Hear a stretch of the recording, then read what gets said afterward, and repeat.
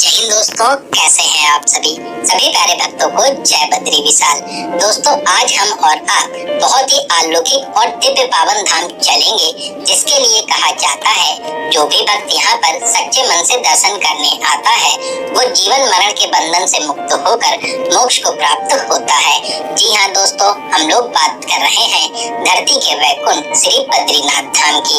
यहाँ पर दर्शन करने के विशेष महत्व है, तभी तो लाखों भक्त बहुत ही कठिन पहाड़ी रास्तों को पार कर यहाँ पर आते हैं।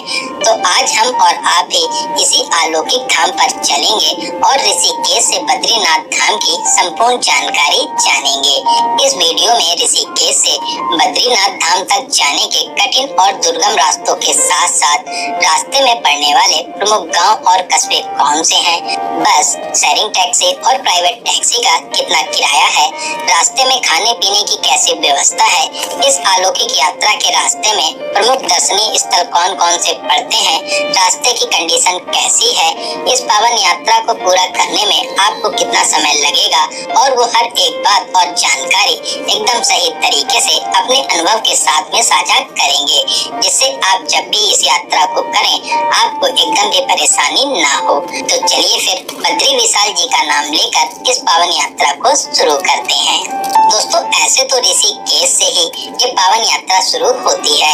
ऋषिकेश को ही चार धाम यात्रा का प्रवेश द्वार कहा जाता है। इसके अलावा आप चाहें तो हरिद्वार से भी इस यात्रा को शुरू कर सकते हैं।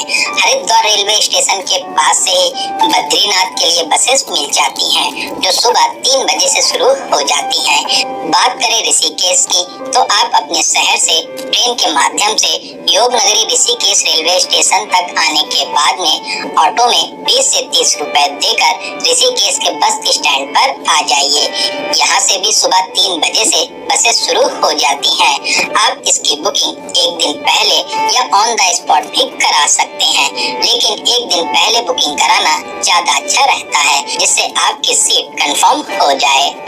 ऐसे तो ज्यादातर लोग एक दिन पहले हरिद्वार या ऋषिकेश आकर गंगा जी में स्नान करने के बाद इस पावन यात्रा को शुरू करते हैं। तो चलिए माँ गंगा में स्नान और आशीर्वाद लेने के बाद हम लोग भी सुबह 3 से 4 बजे ऋषिकेश से यात्रा शुरू करेंगे। ऋषिकेश से आगे का पूरा सफर पहाड़ी और घुमावदार रास्तों वाला है। पहाड़ी रास्तों में नदियाँ हमेशा ही हमारी साथी और मार्गदर्शक बनती हैं और इन्हीं नदियों के किनारे किनारे आगे बढ़कर हम लोग मंजिल तक पहुँचते हैं। तो ऋषिकेश से आगे बढ़ते हुए तपोवन शिवपुरी को पार कर 30 किलोमीटर की दूरी पर बयासी पहुँचते हैं। ज्यादातर लोग और बस वाले यहीं पर रुककर सुबह का नाश्ता करते हैं। फिर नाश्ता करने के बाद यहाँ से आगे बढ़ते हुए 3 धारा तोता घाटी की बहुत ही घुमावदार रास्तों को पार कर 70 किलोमीटर की दूरी पूरा करके इस सफर के पहले प्रयाग देवप्रयाग पहुँचेंगे। दोस्तों, देवप्रयाग बहुत ही पवित्र और इस यात्रा का प्रमुख तीर्थ स्थल है। यहाँ पर गंगोत्री से आने वाली भागीरथी और बद्रीनाथ धाम से आने वाली अलकनंदा का पावन संगम होता है। यहीं से माँ गंगा आधिकारिक रूप से आगे बढ़ते हुए हम और आपके जीवन को पवित्र बनाती हैं। तो यहाँ पर दर्शन करने के बाद देवप्रयाग से आगे बढ़ते हुए भागीरथी नदी पर बने पुल को पार करके अब हम लोग अलकनंदा के किनारे किनारे चलेंगे। देवप्रयाग से आगे के रास्ते और भी ज्यादा चौड़े मिलते हैं। दोस्तों, ऋषिकेश से बद्रीनाथ धाम की दूरी 290 किलोमीटर की है। बस में इस दूरी के लिए 650 रुपए, वहीं शेयरिंग टैक्सी वाले 1100 से 1200 रुपए और प्राइवेट टैक्सी वाले एक साइड का 9000 से 10000 और राउंड ट्रिप का 15000 से 18000 रुपए चार्ज करते हैं। इस पावन यात्रा में आपको कुछ बातों का विशेष ध्यान भी रखना चाहिए। अगर आपको पहाड़ी घुमावदार रास्तों में चक्कर या उल्टी आती हैं, तो आप अपने साथ में इमली, टॉफीज और दवाइयाँ जरूर रखें। इसके अलावा आप कोशिश करें ऋषिकेश से जल्दी सुबह यात्रा शुरू कर दें, जिससे आप बद्रीनाथ धाम टाइम से पहुँच जाएं। अभी हम लोग ऋषिकेश से लगभग 100 किलोमीटर की दूरी को पूरा करके इस यात्रा के पहले बड़े शहर श्रीनगर पहुंच रहे हैं। दोस्तों, श्रीनगर एक घनी आबादी वाला शहर है। साथ ही साथ यहाँ पर बड़े बड़े होटल और खाने पीने के लिए बहुत ही वीआईपी रेस्टोरेंट भी मिल जाते हैं। बहुत से लोग जो हरिद्वार या ऋषिकेश से शाम को यात्रा शुरू करते हैं, वो सभी अक्सर यहीं श्रीनगर में रात में स्टे करने के बाद अगले दिन यात्रा को शुरू करते हैं। दोस्तों, अगर आपको वीडियो की जानकारी हेल्पफुल लग रही हो तो आप वीडियो को लाइक और चैनल को सब्सक्राइब जरूर करें। तो चलिए श्रीनगर शहर को पार करते हुए आगे बढ़कर 14 किलोमीटर की दूरी को पूरा करके इस यात्रा के सबसे अलौकिक और दिव्य मंदिर श्री माताधारी देवी मंदिर है, जो अलकनंदा के बीचों बीच स्थापित है। माताधारी देवी को 4 धाम यात्रा का रक्षक भी कहा जाता है। आप यहाँ पर रुककर माताधारी देवी के अलौकिक रूप के दर्शन कर आशीर्वाद प्राप्त कर सकते हैं।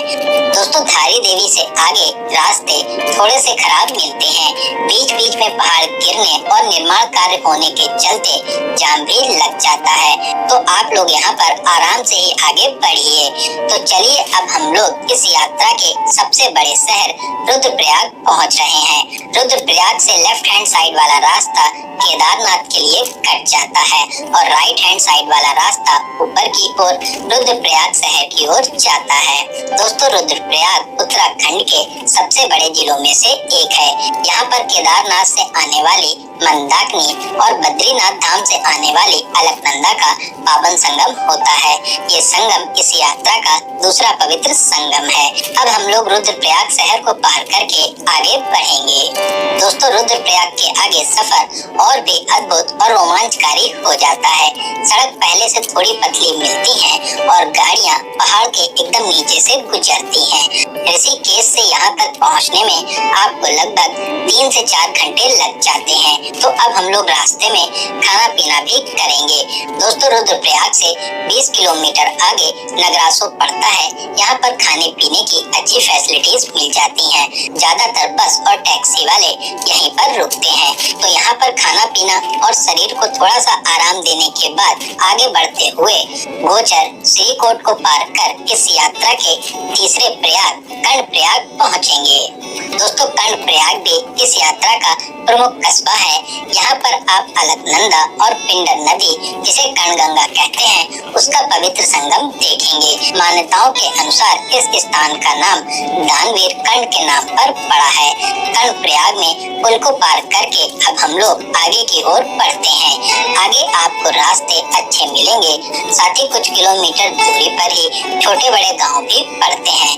कर्णप्रयाग से नंदप्रयाग की दूरी 20 किलोमीटर की है, जिसे आप 25 से 30 मिनट में पूरा करके नंदप्रयाग आ जाएंगे।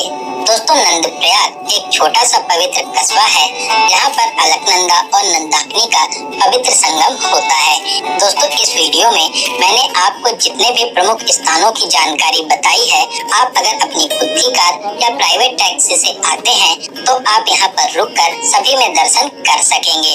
वहीं बस से आते हैं तो दूर से ही आपको सभी के दर्शन होते हैं। नंदप्रयाग से आगे का सफर और भी दिव्य हो जाता है। दोस्तों, बद्रीनाथ यात्रा पर आप अपने साथ में गर्म कपड़े, रेनकोट, मेडिसिन, पावर बैंक, ये सब चीजें जरूर रखें। इसके अलावा इस सफर में बहुत से छोटे बड़े कस्बे हैं, जहाँ पर मार्केट्स भी बनी हुई हैं। अगर आप चाहें तो इन सब चीजों की यहाँ से भी खरीदारी कर सकते हैं। तो बहुत ही शानदार रास्तों को पार करते हुए अब हम लोग चमोली पहुँच रहे हैं। यहाँ पर भी बड़ी सी मार्केट है, साथ ही साथ कुछ होटल्स भी बने हुए हैं। राइट हैंड साइड वाला रास्ता बद्रीनाथ के लिए और लेफ्ट हैंड साइड वाला रास्ता गोपेश्वर मंडल होते हुए ऊखीमठ और फिर केदारनाथ की ओर जाता है। दोस्तों, चमोली के आगे कुछ जगह रास्ते खराब मिलते हैं, साथ ही साथ यहाँ पर लगातार निर्माण कार्य भी चल रहा है। बरसात के समय यहाँ पर बहुत ज्यादा लैंडस्लाइड होती है, तो यहाँ पर घंटों तक जाम भी लगता है। तो हम लोगों लोगों को भी लगभग 1 घंटे का जाम देखने को मिला था। तो जाम को पार करते हुए अब हम लोग पीपल कोटी कस्बे पर पहुंच रहे हैं। यहाँ पर भी मार्केट है, साथ ही बहुत से होटल्स भी बने हुए हैं। दोस्तों, पूरी ही यात्रा में आपको जगह जगह खाने पीने और रुकने के लिए होटल्स भी मिल जाएंगे। साथ ही जगह जगह और सभी बड़े कस्बों में आपको पेट्रोल पंप की भी सुविधा मिल जाती है। दोस्तों, पीपल कोटी से आगे हम लोगों को एकदम से काफी चढ़ाई कर ऊंचाई पर आना होता है। यहाँ से अलकनंदा बहुत ही नीचे गहरे खाई में दिखाई देती है और यहीं से मौसम भी ठंडा हो जाता है। वीडियो में आप यहाँ के शानदार नज़ारे देख ही सकते हैं। तो चलिए, ऋषिकेश से लगभग 245 किलोमीटर की यात्रा करके अब हम लोग इस सफर के सबसे प्रमुख स्थान जोशीमठ पहुँच रहे हैं। जोशीमठ का प्रमुख नाम ज्योतिर्मठ है। इसी ज्योतिर्मठ में 8वीं शताब्दी में श्री आदि शंकराचार्य जी ने वर्षों तक कठोर तपस्या की थी। जब सर्दियों में बद्रीनाथ धाम के कपाट बंद हो जाते हैं, तब भगवान बद्रीनाथ जी का विग्रह यहीं पर लाया जाता है और यहीं पर पूजा और अर्चना भी की जाती है। यहाँ पर बहुत ही अलौकिक और दिव्य मंदिर श्री नरसिंह मंदिर भी है, जिसे भविष्य का बद्रीनाथ भी कहा जाता है। दोस्तों, जोशीमठ को बद्रीनाथ यात्रा का प्रमुख पड़ाव भी माना जाता है। बहुत से लोग यहाँ पर रुककर अगले दिन बद्रीनाथ जाते हैं। जोशीमठ से बद्रीनाथ की दूरी मात्र 45 किलोमीटर रह जाती है। जोशीमठ शहर को पार करके नीचे उतरते हुए अब हम लोग इस यात्रा के 5वें और अंतिम प्रयाग विष्णु प्रयाग के दर्शन कर रहे हैं, जहाँ पर अलकनंदा और धौलीगंगा का पावन संगम होता है। विष्णु प्रयाग के आगे का सफर और भी ज्यादा रोमांचकारी हो जाता है। अब पहाड़ों के बीच की दूरी बहुत कम हो जाती है और आप पहाड़ों के एकदम नीचे से गुजरते हैं। अभी हम लोग इस यात्रा के अंतिम कस्बे गोविंद घाट आ चुके हैं। गोविंद घाट से ही वैली ऑफ फ्लावर और हेमकुंड साहिब के लिए रास्ते जाते हैं। दोस्तों, बद्रीनाथ धाम और 4 धाम यात्रा के लिए रजिस्ट्रेशन जरूरी है। आपका ये रजिस्ट्रेशन पांडुकेश्वर में स्कैन भी किया जाता है। तो रजिस्ट्रेशन कराने के बाद ही आप इस पावन यात्रा को पूरा करें। यहाँ से आगे का सफर करते हुए हनुमान चट्टी को पार करके बद्रीनाथ की ओर बढ़ेंगे। रास्ते तो आप पहले से सुहाने देख रहे हैं, लेकिन बद्रीनाथ से कुछ किलोमीटर पहले ही बीच बीच में किनारे पर बर्फ भी देखने को मिल जाती है। बहुत से लोग यहाँ पर रुककर अपनी प्यारी प्यारी फोटोशूट भी कराते हैं। तो चलिए, ऋषिकेश से लगभग 10 से 12 घंटे का सफर पूरा करके अब हम लोग बद्रीनाथ धाम पहुंच चुके हैं। सामने ही आप बद्रीनाथ धाम का बस स्टैंड देख रहे हैं। यहाँ से मंदिर की दूरी लगभग 500 मीटर रह जाती है।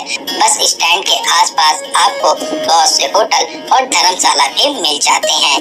तो दोस्तों, ऋषिकेश से बद्रीनाथ धाम का ये प्यारा सा सफर आपको कैसा लगा, कमेंट बॉक्स में जरूर बताइएगा। तो चलिए दोस्तों, अब मिलते हैं किसी ऐसे इंफॉर्मेटिव वीडियोस में। तब तक आप अपना और अपने परिवार का बहुत ज्यादा ख्याल रखें। आपकी यात्रा सफल, सुगम और मंगलमय हो। जय हिंद, जय भारत।